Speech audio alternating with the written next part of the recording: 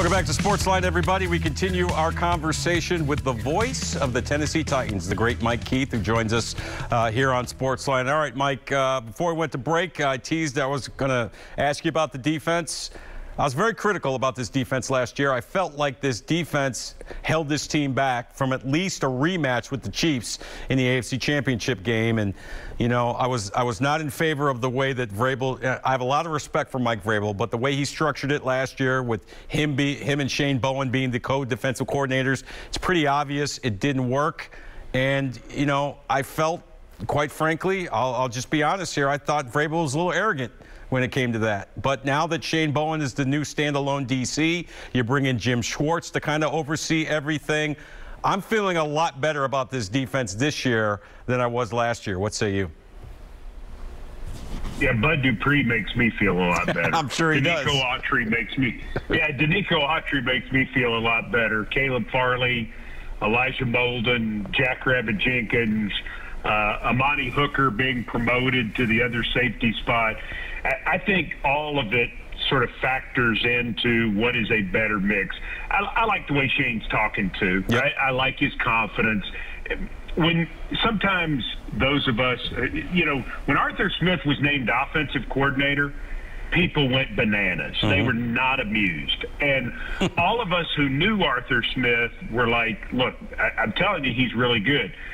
I'm telling the SportsLine audience right now, Shane Bowen's really good. He's a really good football coach. He's a talented young guy. And I think you're going to see more of that now. The other thing, too, John, is him not having to coach a position, I think, is a big deal. And not that he couldn't coach the outside linebackers. He did a good job with outside linebackers. But it's hard to be the coordinator and coach a position group.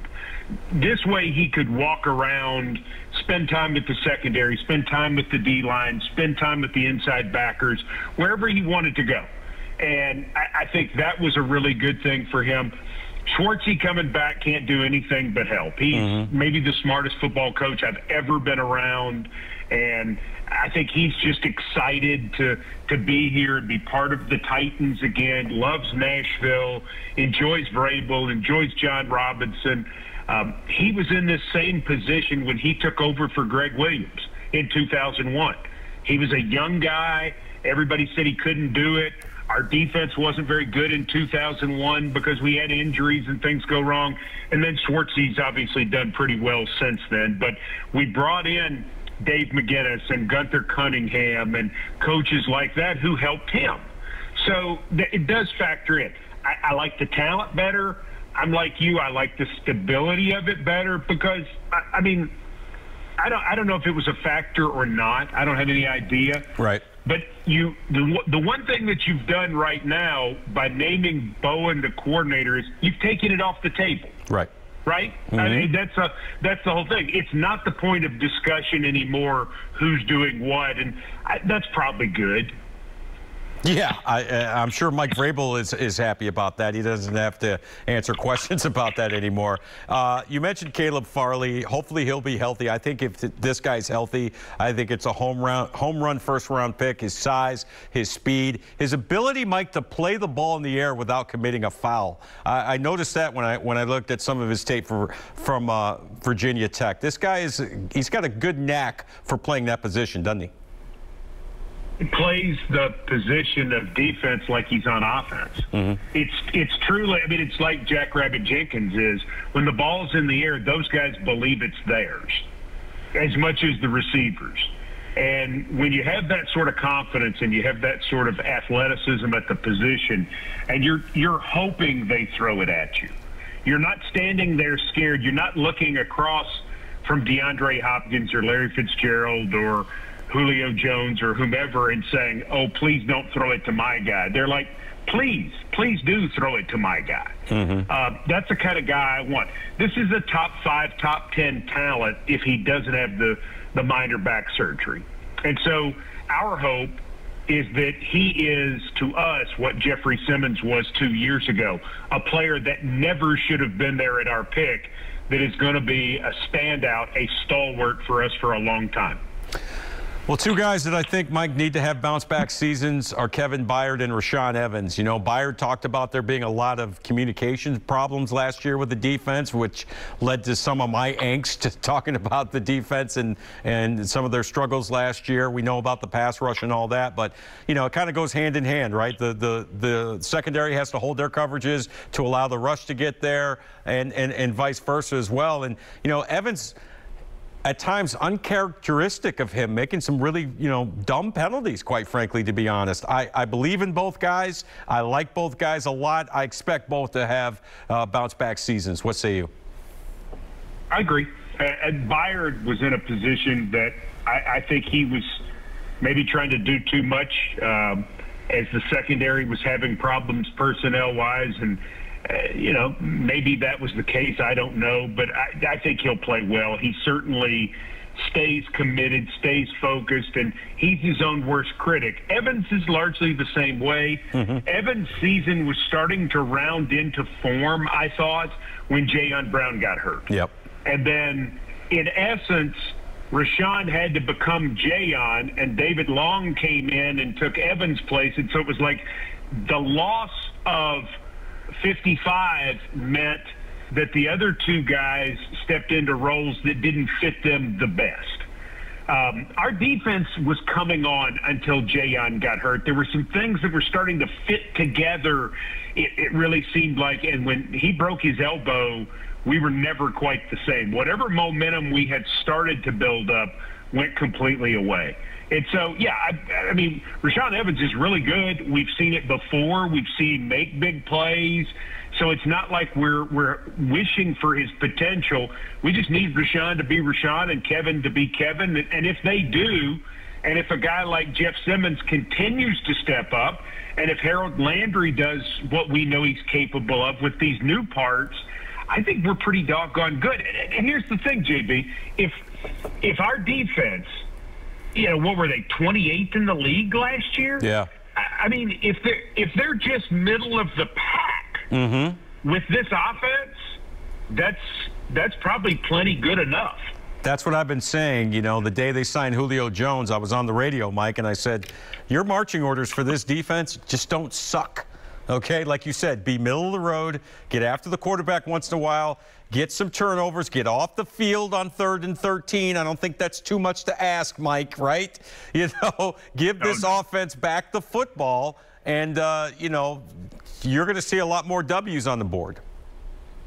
Yeah, the third down thing is, I mean, that just can't happen. I mean, it was historically bad. Yeah. And it was historically bad for a playoff team, and it was really remarkable they were able to do what they did with, you know, playing their third left tackle for the majority of the season and, you know, having the COVID outbreak we did and then having the third down defense we did. When you think about that this team won the division with all those things going the wrong way, and then you think about what they did right. The turnover margin was excellent. The defense still had a lot of takeaways, led the league in rushing, threw the football exceedingly well, should have had 2,000-yard receivers. You know, it was a pretty remarkable statement about the consistency and sort of the foundation of where the organization is.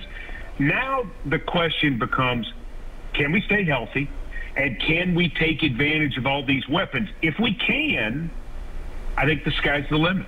I want to go back to the offense for just a second, Mike, and talk a little bit more about Derrick Henry. Obviously, he has a chance to make history. Nobody's ever gone back-to-back 2,000-yard rushing seasons before in NFL history, so he has a shot to do that, and he'll have one more game to do that. But I think when it was announced that the NFL was going to a 17-game schedule, I think a lot of Titans fans were, you know, maybe mildly concerned that, you know, that's 4 more quarters of wear and tear possibly on Derrick Henry. But you see the way this guy works out in the offseason. This guy's an alien. He's a machine. I think he'll be ready, and I think he'll be up for the challenge, and I'm sure you do as well. I do. I don't understand how he does it. I really don't, because you don't see him slowing down. I mean, at some point he will, because every back does. Sure. But I got to tell you, John, it may be multiple seasons away because he has improved in every year.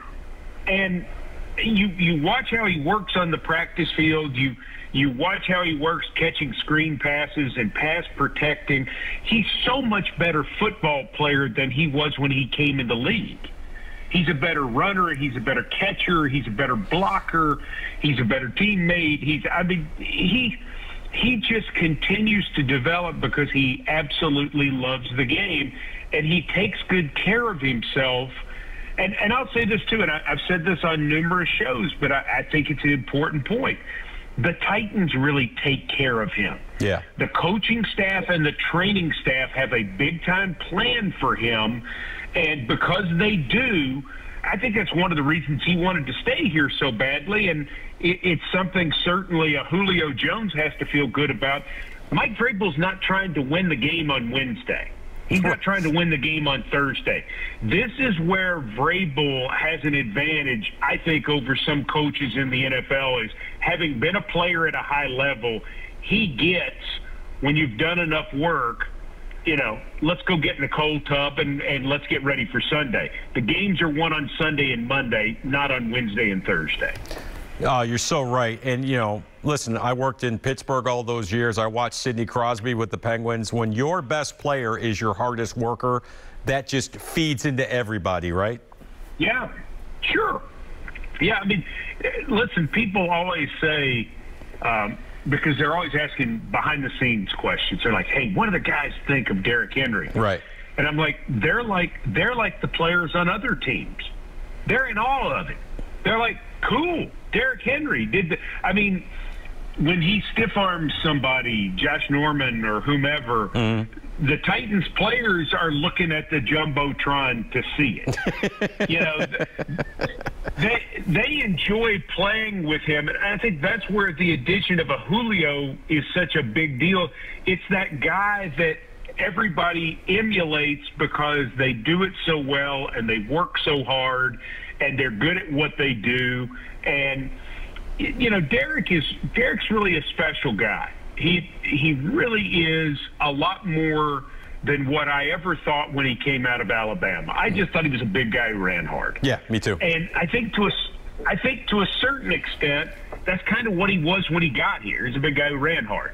But his improvement, he might be, in all honesty, in my whole time at the club, he might be the most improved player over the course of his career that we've ever had. And I'm not saying he was bad when he got here, but I'm saying he had a lot to learn, right, Mike?